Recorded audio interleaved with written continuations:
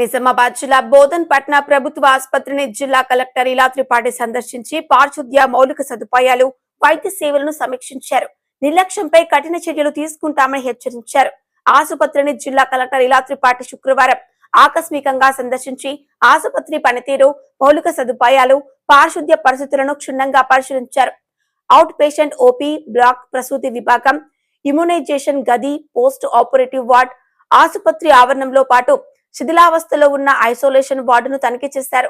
ఆసుపత్రి ప్రాంగణంలో అపరిశుభ్రతను గమనించిన కలెక్టర్ తీవ్ర అసంతృప్తి వ్యక్తం చేశారు. పారిశుద్ధ్య నిర్వహణలో నిర్లక్ష్యం వహించిన కాంట్రాక్ట్ ఏజెన్సీకి వెంటనే షోకాజ్ నోటీసులు జారీ చేయాలని అధికారులను ఆదేశించారు. పరిస్థితి మెరుగుపడకపోతే కాంట్రాక్టర్ ను రద్దు చేయడానికి వెనుకాడబోమని హెచ్చరించారు.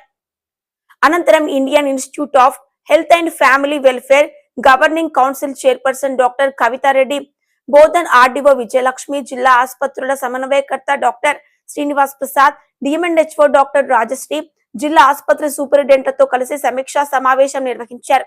ఆసుపత్రి రికార్డులు, ఆర్థిక లావాదేవీలను పరిశీలించి సమస్యలపై అధికారులతో చర్చించారు. మౌలిక సదుపాయాల అభివృద్ధికి అవసరమైన నిధులు మంజూరు చేస్తున్నట్లుగా కలెక్టర్ తెలిపారు. బాన్స్వాడతో పాటు సరిహద్దు ప్రాంతాల నుంచి వచ్చే గర్భిణీల కోసం బర్త్ వెయిటింగ్ రూమ్ ఏర్పాటు చేయాలని సూచించారు. మెడికో లీగల్ కేసులు అధికంగా నమోదవుతున్నందున భద్రత, ఆసుపత్రిలో పోలీసు అవుట్ పోస్ట్ ఏర్పాటు చేయాలని జిల్లా పోలీసు శాఖకు ప్రతిపాదిస్తామని చెప్పారు. ప్రభుత్వ ఆసుపత్రులపై ప్రజల విశ్వాసాన్ని పెంచేలా నాణ్యమైన వైద్య సేవలు అందించాలని, వైద్యులు, సిబ్బంది అంకిత భావంతో పనిచేయాలని కలెక్టర్ ఆదేశించారు. సీజనల్ వ్యాధుల నివారణకు ముందస్తు చర్యలు తీసుకుని అవసరమైన మందులను అందుబాటులో ఉంచాలని సూచించారు. వైద్య సేవల్లో నిర్లక్ష్యాన్ని ఏమాత్రం సహించబోమని స్పష్టం చేసిన కలెక్టర్ తరచూ ఆకస్మిక తనిఖీలు నిర్వహిస్తామని చెప్పారు. స్థానిక ఆర్డీఓ నేతృత్వంలో ప్రతి పక్షం రోజులకు ఒకసారి సమీక్షా సమావేశం నిర్వహించి ఆసుపత్రి నిర్వహణపై నివేదికలు సమర్పించాలని అధికారులకు ఆదేశించారు. మన బోధన్ డిస్ట్రిక్ట్ హాస్పిటల్ విజిట్ చేయడం జరిగింది. మాతో పాటు ఇక్కడ ఉన్న సూపరింటెండెంట్ గారు, మన మెడికల్ హెల్త్ కౌన్సిల్ చైర్మన్ గారు, లోకల్ ఆర్డీఓ గారు, డిసిహెచ్ఎస్ గారు, ఇతర అధికారులు, లోకల్ కమిషనర్ వాళ్ళతో ఇక్కడ సుదీర్ఘ ఒక సమావేశం పెట్టడం జరిగింది. కొన్ని చిన్న చిన్న అంటే భౌతిక వస్తువులు, అదేవిధంగా మౌలిక సదుపాయాలలో ఉన్న కొన్ని చిన్న చిన్న లోపాలు మా దృష్టికి డాక్టర్స్, తర్వాత అడ్మినిస్ట్రేటివ్ స్టాఫ్ తీసుకొని వచ్చారు. సో మేము మన హాస్పిటల్ దగ్గర ఉన్న నిధుల నుంచి వాటిని ఈరోజు కలెక్టర్ ఆధ్వర్యంలో వాటిని శాంక్షన్ చేయడం జరిగింది. అదేవిధంగా మనకి బోధనలో నెలకి దాదాపు ఒక 100 to 200 డెలివరీస్ జరుగుతూ ఉన్నాయి. అంటే మన ఉమ్మడి జిల్లాలు చూస్తే బాన్సువాడ, అదేవిధంగా సరిహద్ ప్రాంతాల నుంచి కూడా చాలామంది గర్భిణీ ప్రసవంలో ఉన్న వాళ్ళు వస్తున్నారు.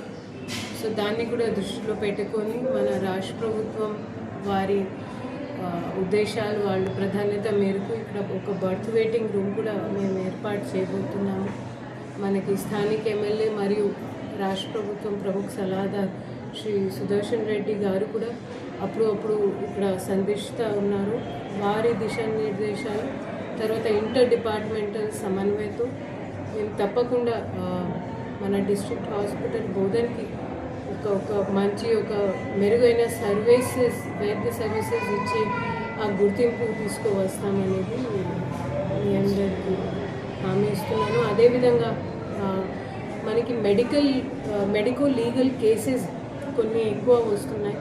గత జూన్ నెలలో 23, మేలో 26, ఇన్ఫ్యాక్ట్ జనవరిలో 46 మెడికో లీగల్ కేసెస్, అంటే ఎక్కడైతే మెడికల్ ప్లస్ మన పోలీస్ తరఫున సమన్వయ అవసరం పడుతున్న కేసెస్ ఉన్నాయి.